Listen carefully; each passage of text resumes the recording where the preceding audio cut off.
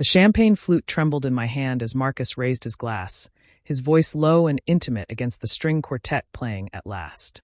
"To the rest of our lives," he murmured, lips brushing my ear so the promise felt like a secret between only us. "Forever starts tonight." We were on the rooftop terrace of the glass house. 40 floors above the city we'd fallen in love in 5 years ago. Fairy lights dripped from the pergola. Our closest friends circled us, phones raised for the perfect shot. I could see my best friend Janelle wiping a tear, could hear someone whisper, "Couple goals."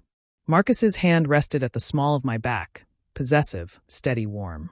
I tilted my glass to meet his, crystal kissing crystal, the sound of a vow being sealed that I believed him. Again, even after the past months of late-night strategy sessions and weekend client crises that couldn't be named. Even after finding a second phone charger in his gym bag, one that didn't match any of our outlets. I'd swallowed the explanations like bitter pills because his eyes always met mine with perfect sincerity, and because forever was a word I'd built my future around. But forever cracked exactly 12 minutes later, when I slipped inside to find the ladies' room and instead found the door to the service corridor ajar. 2 voices, his and our friend's new assistant, Lila, floated out soft under the thump of bass from the DJ inside. "Can't keep doing this after tonight," she was saying, words clipped, afraid. "She's going to notice the charges." Marcus shushed her, tone intimate, the same hush he'd used on me minutes earlier. "1 more month. I'll tell her after the Tokyo deal closes. Then we're free." A rustle of fabric, bodies too close. "You said that in July." "July was messy. This is real." His sigh carried the smile I knew by heart. "Almost there, baby. Forever starts in Tokyo." I stopped breathing.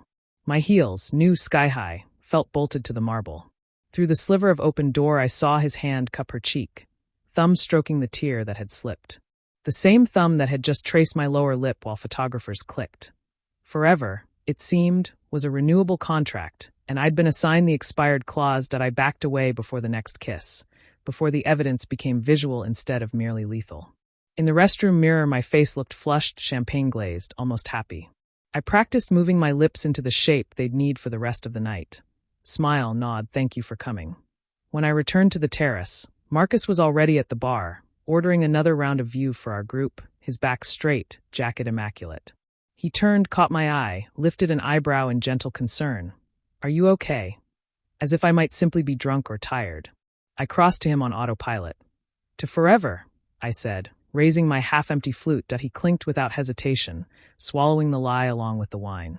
"Forever," he echoed, and the city lights blurred behind him like faulty wiring. The party continued, cake, speeches, dancing.